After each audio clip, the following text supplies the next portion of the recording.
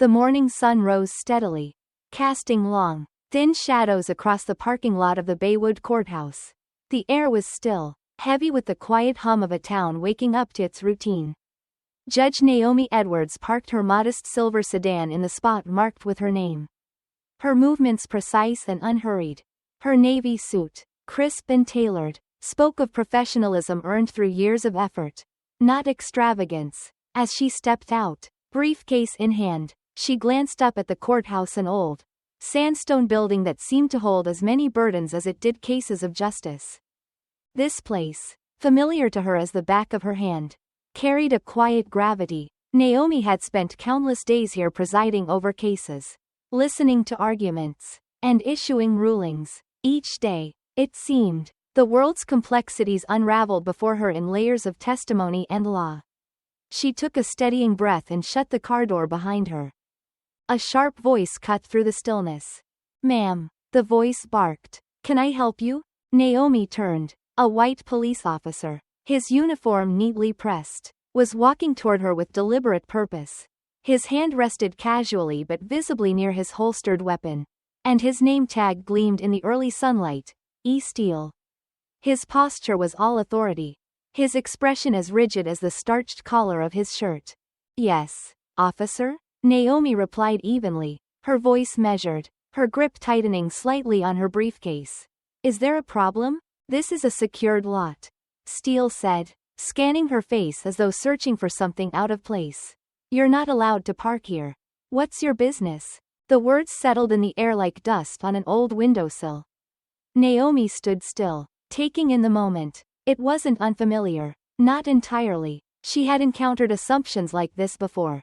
Unspoken judgments embedded in polite or not so polite questions. Her voice remained calm, betraying no anger, no fatigue. "I work here," she said simply, gesturing toward the courthouse. "This is my parking spot." Steele's gaze lingered on her for a beat too long, as if he hadn't heard her or didn't want to believe her.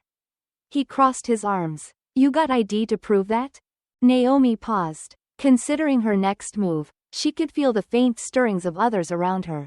Courthouse staff walking into the building, their steps slowing as they noticed the exchange. The air grew taut, not with overt hostility but with something quieter and more insidious, doubt. It wasn't a shouting match, it didn't need to be. The scene unfolding spoke for itself. She reached into her purse and pulled out her courthouse badge, holding it up without a word. The laminated card glinted in the light. Her name and title clearly visible, Judge Naomi Edwards. It was an unassailable truth. But even truths sometimes faltered under the weight of preconceptions. Steele squinted at the badge, then at her. A thin, skeptical smile tugged at the corner of his mouth. "That's cute," he said, "but I've seen fakes before. What are you really doing here?" The words came casually, but their effect hit harder than a raised voice might have. Naomi stood still, her face a mask of composure. She had spent decades perfecting that look, the steady calm of someone who could not afford to falter. Especially in moments like this. "Officer Steele," she said, her voice now carrying an edge of Steele herself. "I suggest you take a moment to reconsider your approach." The tension in the air was palpable. A young clerk, phone in hand, stood a few feet away, recording the interaction. Steele either didn't notice or didn't care. He took a small step closer. "Look, lady," he said, his tone sharpening. "I don't know how you got that badge, but if you don't tell me what you're doing here, I'll have to detain you." A murmur passed through the small crowd that had gathered at a safe distance. Naomi's breath hitched for a brief second, a reflex she quickly masked. Detained. The word hung in the air, not as a threat, but as a reminder of how precariously authority could be misused. Before she could respond, another voice interrupted. "Is there a problem here?" Both Naomi and Steele turned toward the sound.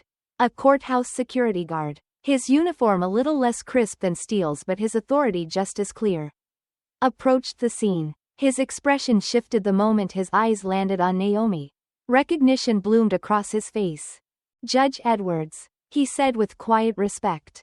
"Good morning. Is everything all right?" For the first time, Steele's confidence faltered. He blinked, looking between Naomi and the guard as if recalibrating his understanding of the situation. Judge, he muttered, the word landing awkwardly in the space between them. Yes, Naomi replied, her tone steady but unyielding.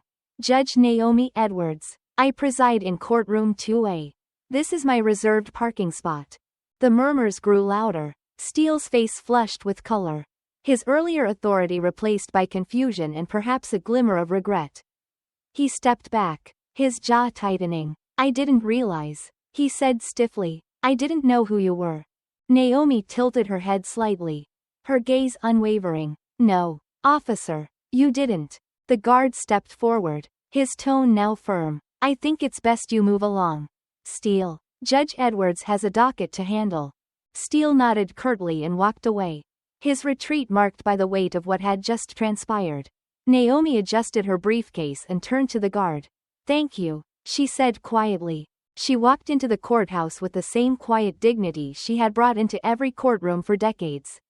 The murmurs of the onlookers followed her, whispers of admiration and unease. Naomi felt the weight of the moment settling in, a moment that was not just about her, but about all the others who might find themselves in a similar exchange. But without the title or resources to push back. The halls of the courthouse seemed both familiar and foreign as she entered her chambers and shut the door behind her. She sat at her desk and opened her notepad, her hand moving instinctively to jot down details of the encounter. It wasn't for herself. Not really. It was for the record, for the principal. As she wrote, the world outside the courthouse carried on. The sun climbed higher in the sky. Cars filled the lot. And yet, beneath the hum of everyday life, something unspoken lingered, quiet, persistent, heavy. The video of the encounter spread quietly at first, shared among courthouse employees and then sent to friends and family. By evening, it had reached social media, where its sharp edges caught the attention of a wider audience. The grainy recording showed a composed Judge Naomi Edwards standing firm in the face of Officer Steele's pointed questions. The camera captured his words, his posture, the way his hand lingered near his holster, and the subtle disbelief etched into his expression. It was an ordinary moment. In many ways nothing overtly explosive. But it hummed with something undeniable, the weight of assumptions. In living rooms across Baywood, people watched the video on their phones or televisions. Some shook their heads and muttered, "Not surprising." Others stared in quiet discomfort, not knowing what to say. A few spoke loudly, their voices laced with indignation or defensiveness, as though what they saw was either a terrible injustice or a misunderstanding blown out of proportion.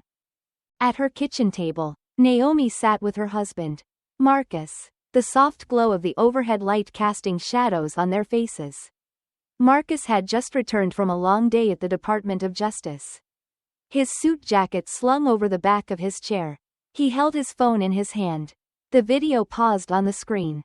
"It's making the rounds," he said quietly, setting the phone down.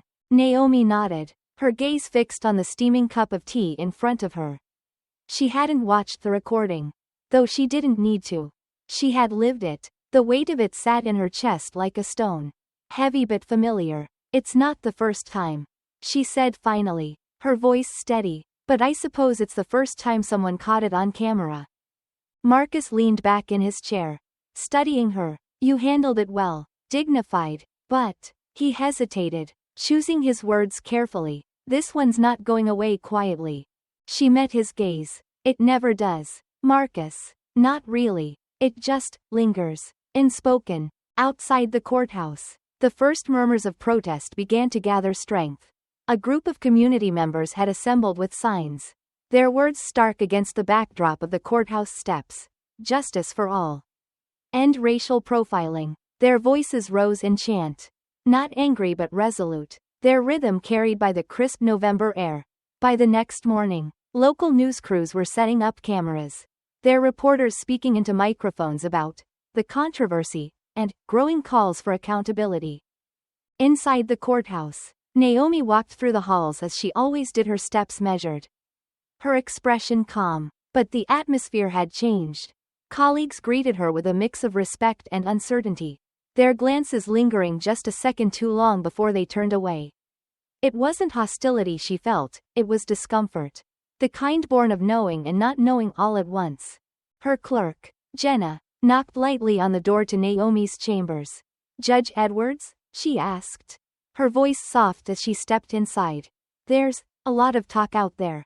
Naomi looked up from her desk, where her docket lay neatly arranged. She had tried, unsuccessfully, to immerse herself in the day's cases. "I'm sure there is," she replied evenly. "What are they saying?" Jenna hesitated, her hands clasped in front of her. "Mostly about the video. People are upset. Some are saying the officer should be fired. Others," she trailed off, her cheeks coloring slightly. Naomi leaned back in her chair, her expression unreadable. "Others think he was just doing his job. That's always the way, isn't it? People see what they want to see." Jenna nodded, her discomfort evident. "Yes, ma'am. But I think most people are on your side. The mayor's office called earlier. They want to set up a meeting."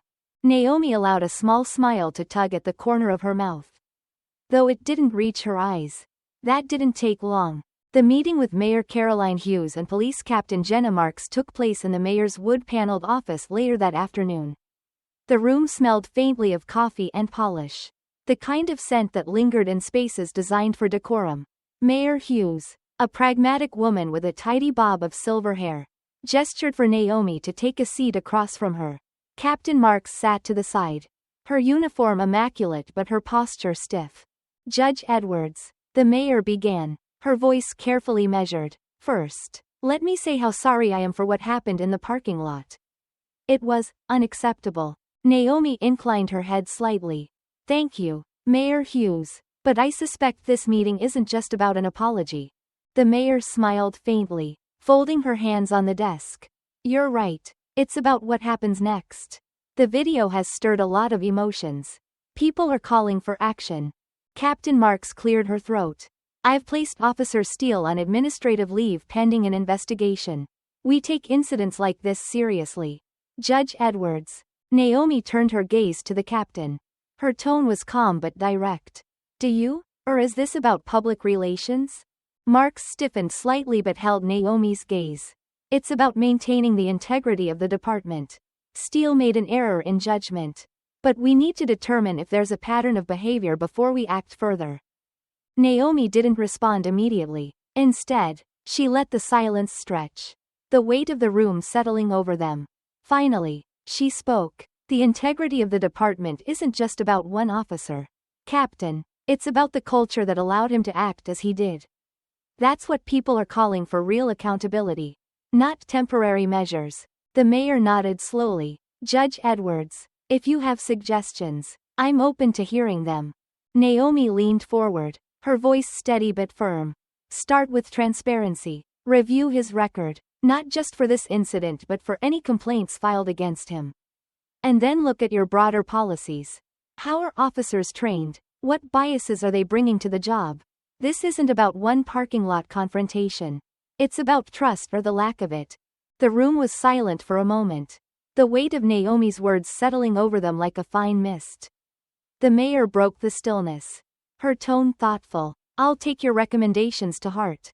But I think we both know this will take more than one meeting." Naomi stood, her movements calm and deliberate. "It always does, Mayor Hughes, but I've spent my career fighting for justice. I'm not going to stop now." As she left the office and stepped into the cool afternoon air, Naomi glanced at the crowd still gathered outside the courthouse. Their signs bobbed in the breeze, their chants steady and unyielding. For a moment, she paused, letting their voices wash over her. The ripples from the parking lot incident were growing. What had seemed like a minor confrontation was now a reflection of something much larger.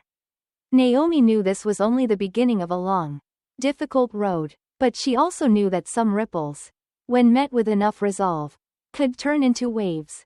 By the end of the week, the buzz around the courthouse parking lot incident had grown into something larger, more substantial. What began as a moment of quiet tension between two people had transformed into a broader conversation about race, authority, and assumptions. It was no longer just about Officer Steele or Judge Naomi Edwards, it was about a system.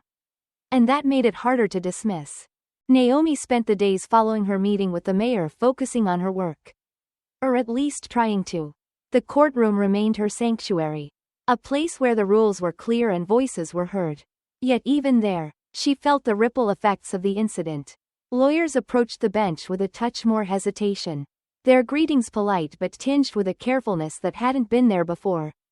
Court staff exchanged glances when they thought she wasn't looking. It wasn't hostility, it was unease. The kind that came when people were forced to confront something they would rather ignore. That Friday morning, her clerk, Jenna, brought in the day's docket along with a stack of local newspapers. Naomi glanced at the headlines without touching the papers. The bold print stark against the pale newsprint. Calls for reform grow after courthouse incident. Baywood police under fire as video sparks outrage. She sighed softly, folding her hands on the desk. The words were sharp, but they only skimmed the surface. They couldn't capture the quiet ache of years spent navigating assumptions, or the patience it took to meet those moments with dignity instead of anger. Jenna hesitated at the door. Judge Edwards? The mayor's office called again. They'd like you to attend a community forum this evening. Naomi raised an eyebrow, though her expression remained calm. A forum? Jenna nodded. To discuss police reform. The mayor thought it might be productive if you spoke. For a moment, Naomi considered refusing. Forums like these often turned into places where feelings boiled over and solutions grew elusive. But something in her heart shifted as she thought of the crowd outside the courthouse, their signs.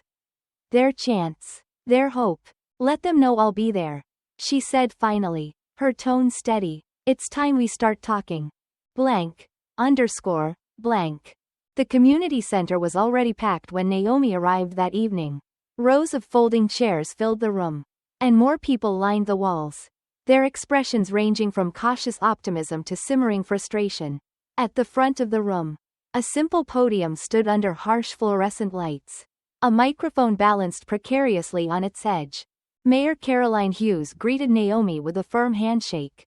Thank you for coming, Judge Edwards, she said, her tone carrying the weight of gratitude and expectation. Naomi nodded. Thank you for inviting me. Though I suspect the conversation won't be easy. The mayor smiled faintly. It never is. As Naomi stepped up to the podium, the room fell quiet. She scanned the faces before her, young and old, black and white, police officers in uniform alongside activists holding notebooks. Each person carried a different piece of the story, a different truth they wanted to be heard. Naomi took a deep breath, letting the silence settle before she began. Good evening, she said, her voice calm but carrying across the room. I stand before you tonight not just as a judge, but as a member of this community. What happened in that parking lot was not unique. It was not extraordinary, and that is precisely why we are here. A murmur rippled through the crowd. Soft but undeniable. What happened to me has happened to countless others. She continued, to people who don't wear a judge's robe or carry a title that grants them respect. It happens quietly, in the way someone looks at you, in the questions they ask, in the assumptions they make before you even open your mouth. And too often, it happens without accountability. She paused, letting the weight of her words sink in. The room remained still, the quiet tension a reflection of the truths she was speaking. We need reform, Naomi said, her voice steady but firm. Not just because of one officer or one incident, but because trust cannot exist without accountability. If we want a system that works for everyone, we have to be willing to look at what's broken and fix it, no matter how uncomfortable that might be. The silence gave way to applause. Hesitant at first but growing as the crowd absorbed her words. Naomi stepped back from the podium, her hands resting lightly at her sides. She had spoken her truth, now it was up to them to carry it forward. Blank. In the days that followed, the idea of reform took root in quieter ways. Conversations began to shift not just among activists, but within the institutions themselves. At the Baywood Police Department, Captain Jenna Marks held a meeting with her officers. The tension in the room palpable. We need to talk about what happened, Marks began, her voice measured, not just about Steele, but about what this department represents to the people we serve. A murmur spread through the room. Some officers nodding in agreement while others shifted uncomfortably in their seats. Lieutenant Sarah Ramirez, one of the department's few outspoken advocates for change, leaned forward. It's not about blaming individuals. she said, her tone firm but even.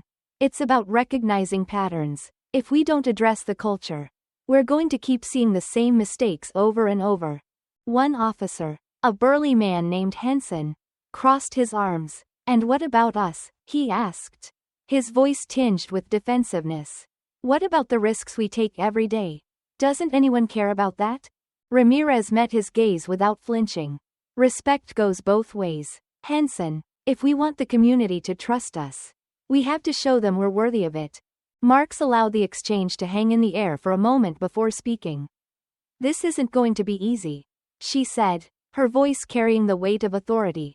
But change never is. And if we don't start now, we're only making it harder for ourselves and for the people we've sworn to protect.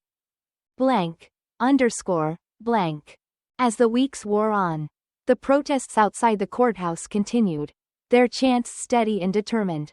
But inside, Naomi began to see the beginnings of something else, a quiet resolve. A willingness to listen. Lawyers who once approached her with hesitation now spoke more freely, their questions tinged with curiosity rather than caution. Community members wrote letters, thanking her for speaking up. One day, Naomi received a note from a young woman she didn't recognize. It was handwritten, the ink smudged slightly at the edges. Thank you for standing up for us. What you said at the forum made me believe that things can change. I hope you keep fighting. Because we need people like you. Naomi read the note twice before tucking it into her desk drawer. It wasn't grand or dramatic, but it was enough, a quiet reminder that even the smallest ripples could grow into waves. And for Naomi, that was reason enough to keep going. The approval of the Civilian Oversight Board was a quiet but significant victory. There were no fireworks, no grand celebrations, just a steady murmur of acknowledgement, as though the city itself had taken a small, collective step forward. For Judge Naomi Edwards, it marked the beginning of a new chapter, one where the slow work of systemic change could begin. In the days that followed, the city council's vote sparked mixed reactions. Activists hailed it as a step toward accountability, while critics warned of potential overreach. Naomi knew the board's creation was not a solution in itself but a tool, a delicate instrument that could either repair or exacerbate the fragile relationship between the community and law enforcement. On a cloudy morning, Naomi sat in her chambers, reviewing the proposal she had worked tirelessly to help shape. The document lay open on her desk, its language precise and deliberate, outlining the board's powers, independent investigations, subpoena authority, and the ability to recommend disciplinary actions. It was ambitious, even controversial, but Naomi had learned long ago that meaningful change rarely came without discomfort. Her clerk, Jenna, knocked lightly on the door and entered, holding a small stack of mail. Judge Edwards, a few letters came for you. And Captain Marks called, she'd like to schedule a meeting. Naomi glanced up. Did she say why? Jenna hesitated. Something about the board's first case. It seems they're already getting complaints. Naomi gave a faint nod. Of course they are. Change doesn't wait for people to be ready. As Jenna left, Naomi opened one of the letters. It was handwritten, the ink slightly uneven. Dear Judge Edwards, thank you for fighting for us. My son was mistreated by the police last year, and we didn't know where to turn. This oversight board gives me hope that maybe, just maybe, things can be different. Please don't stop. Naomi set the letter down, her hands resting on the edge of the desk. The words were simple, but their weight was profound. They reminded her that every action she took, every decision she made, was part of something larger than herself. Blank. Underscore. Blank. Across town, Captain Jenna Marks faced her own quiet storm. The atmosphere in the precinct was tense. A sharp divide forming between officers who supported the oversight board and those who saw it as a betrayal. At a staff meeting, the tension came to a head. Marks stood at the front of the room, her arms crossed. Let's address this directly, she said, her voice calm but firm. The oversight board is here to stay. This isn't about targeting officers. It's about accountability for all of us. One officer, Henson, leaned back in his chair, his expression skeptical. Accountability, he said, his voice heavy with sarcasm. Feels more like a witch hunt. How are we supposed to do our jobs when every decision we make is second-guessed? Lieutenant Sarah Ramirez, seated near the front, spoke up before Marks could respond. By making the right decisions. Henson, if we're doing our jobs with integrity, we have nothing to fear. Henson scoffed. Easy for you to say. You're the one who keeps pushing this reform nonsense. The room grew quiet, the air thick with tension. Marks stepped forward, her tone sharp. Enough. This isn't about personal agendas. It's about the people we serve. If you're more concerned about protecting your pride than building trust, you're in the wrong profession.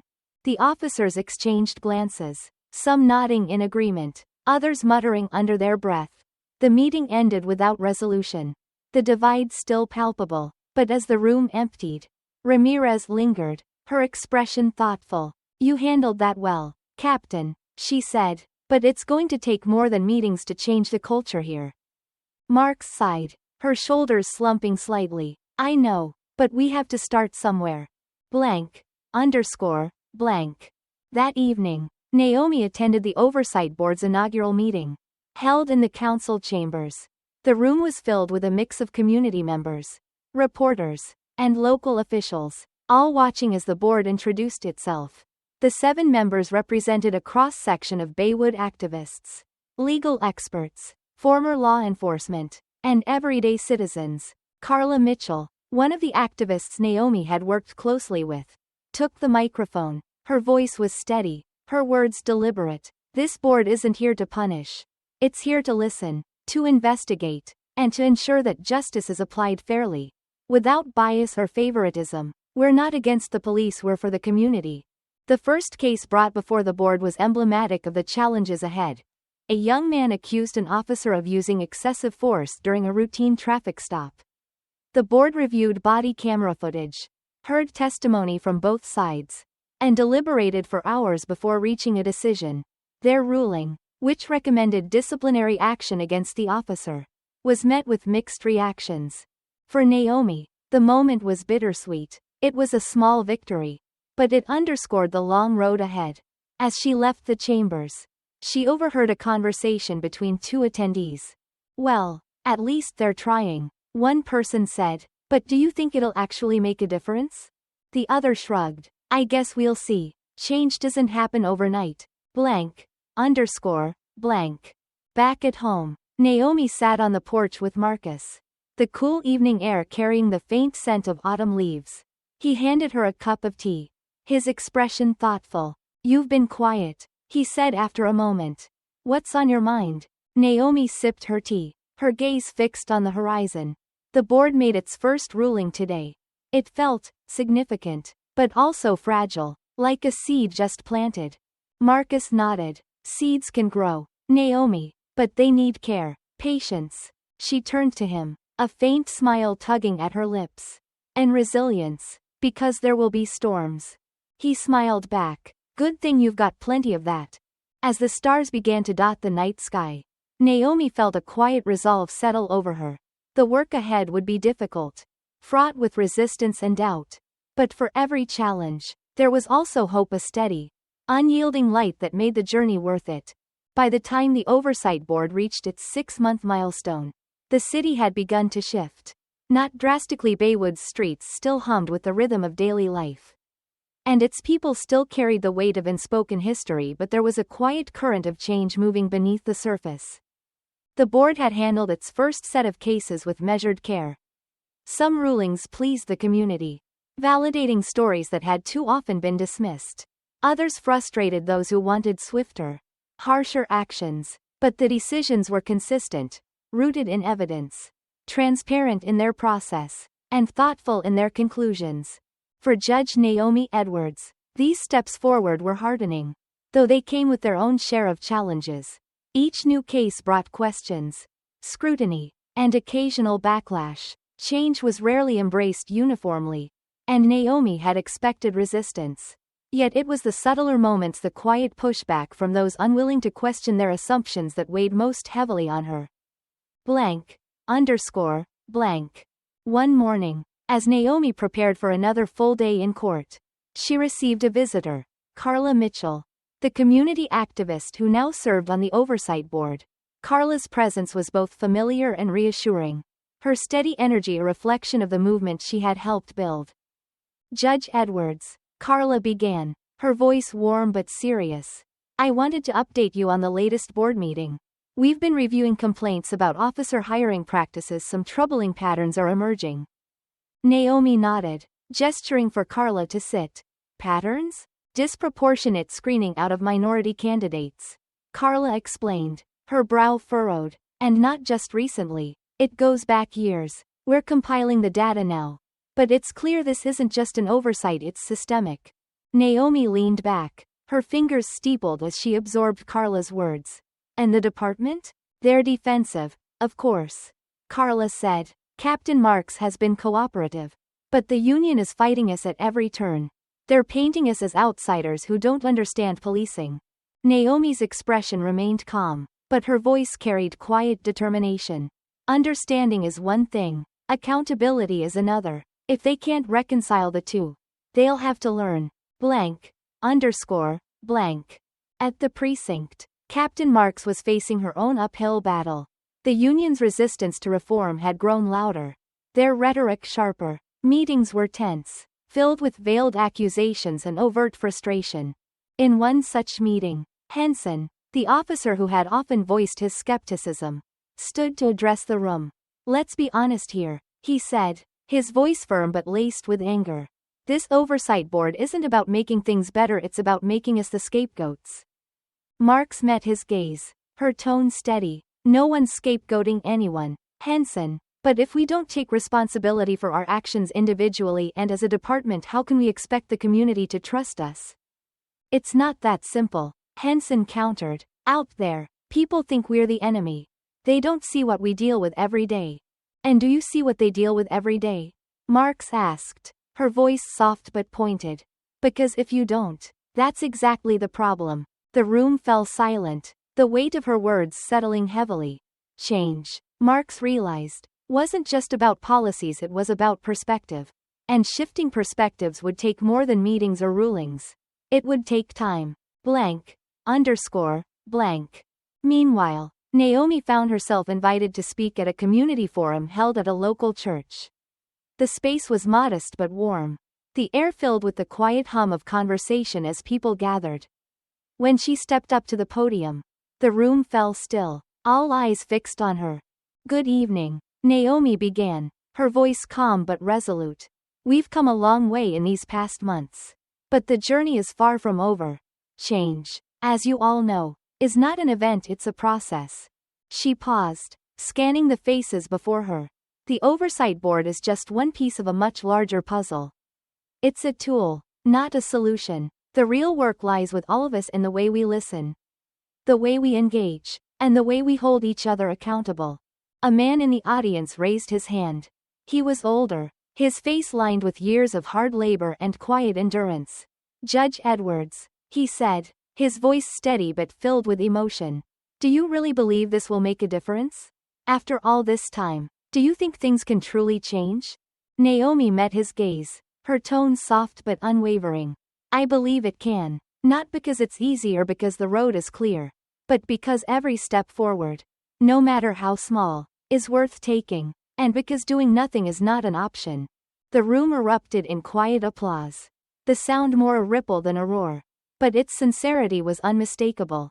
Blank. Underscore. Blank. Months later, the Oversight Board made one of its most significant rulings yet. A high-ranking officer was found to have falsified reports in an attempt to cover up incidents of excessive force. The board's recommendation for dismissal was upheld by the city, marking a rare but powerful moment of accountability. The news spread quickly, drawing both praise and criticism. For some, it was a sign that the board was working. For others, it was evidence of a system turning against itself. Naomi observed these reactions with her usual composure, though she felt the strain of the divide. Change, she reminded herself, was rarely comfortable. Blank. Underscore. Blank. One evening, as Naomi walked through the courthouse, she passed by a bulletin board where community members had posted notes of gratitude and encouragement. One note caught her eye. Judge Edwards, because of you, I feel like we're finally being seen. Thank you for not giving up. She read the words twice before tucking the note into her pocket. It was a small gesture, but it carried immense weight, a reminder that the work she was doing mattered. Blank. Blank. On her porch that night, Naomi sat beside Marcus, the cool evening air brushing gently against them. He handed her a cup of tea, his expression a mix of pride and quiet concern. "You've changed this city," he said softly, "but I know it hasn't been easy." Naomi smiled faintly, her gaze fixed on the stars. "Change never is, but it's necessary." They sat in comfortable silence, the weight of the past months settling over them like the night itself. Naomi knew there was still much to do, policies to enforce, perspectives to shift, trust to rebuild, but for the first time in a long time, she felt a quiet sense of hope. The journey wasn't over, but it was moving forward. And for Naomi, that was enough.